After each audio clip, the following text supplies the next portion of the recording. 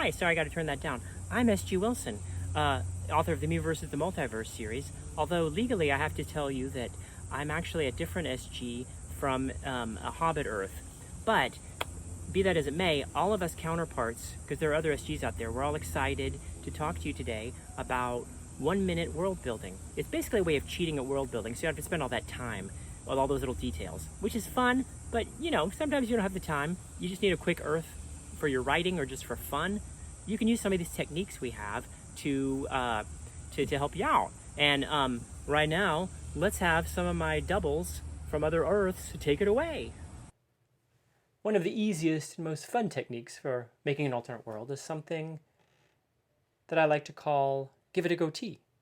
The name comes from the famous Star Trek episode where the crew of the Enterprise meets evil versions of themselves from the mirror universe, and the evil Spock happens to have a goatee.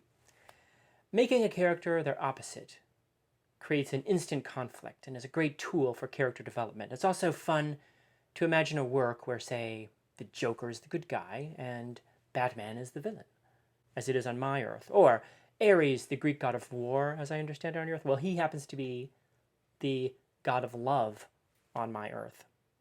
You know, just general things are fun to put through this process too. Instead of a hairdryer, a hair wetter. Or instead of a swimming pool, maybe a sand pool. You get the idea. This technique is called 9 3/4ing it, based on Harry Potter, you know, platform 9 3/4, where they go from the regular world to the magical world.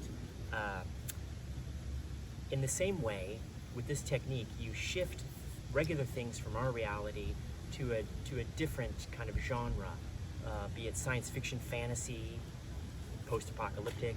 While I know Hogwarts is in an alternate world, it kind of functions the same way. Instead of soccer, they have Quidditch. Instead of phones or mail, they have owls. So if you were to take things from your world, like a typical minivan, what would that be like in a futuristic Earth, for instance? Would it be a hover van, perhaps? Or in a post-apocalyptic Earth, actually just around the corner, you might see a battle minivan, for instance. You take this same technique for most anything. For instance, you could apply it to people, like famous people. What would Justin Bieber be like on a steampunk Earth, for instance? You know, you get the gist. Have fun. Meanwhile, I'm going to get back to just, you know, my basic human survival. Okay, so another world hacking technique or world tweaking technique is to take sort of this mix and match approach. You know what I mean? Like you mix styles and you mix up names. Just see what happens. See what you come up with. So, for instance, it's kind of like mad-libbing, you know? For instance, you take the White House and you put in another adjective, like the Pink House or something. And then from then you think like, what Earth would have a pink house or something, you know, as their seat of government, of the executive branch, at least. Or like you could change it up even more. You could say the Fight House, for instance. You know, what happens at the Fight House? Are people fighting each other to settle legislation and old scores? Like you say, Alexander the Great could become Alexander the So-So. And then, you know, titles too, like just throw something in front of a celebrity, like Emperor Taylor Swift or Pope Justin Bieber. You know, just play around with it. And then you come up with these things and then you kind of build a world from there. Another thing you can do is to mix and match even more randomly, you know, to create like hybrids. Something that doesn't exist in our Earth, but it's a combination of two things that do, and they become something new, like a parakeet squid or a woolly dodo or a vulture puppy. You can do the same with people and places.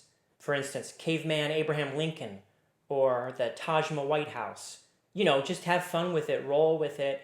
A world may start to develop around there. You never know. And I'm here to talk about Rescue Rome. It's a pretty straightforward technique where you take a historical event like Rome and see what happens if things turned out differently. Maybe Rome never fell. Maybe Rome never became an empire, or even a republic.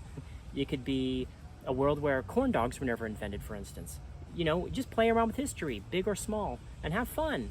If you're wondering why a hobbit's in a car, well, that's how history turned out on my Earth. You think we were going to stay in the Shire forever? Thanks.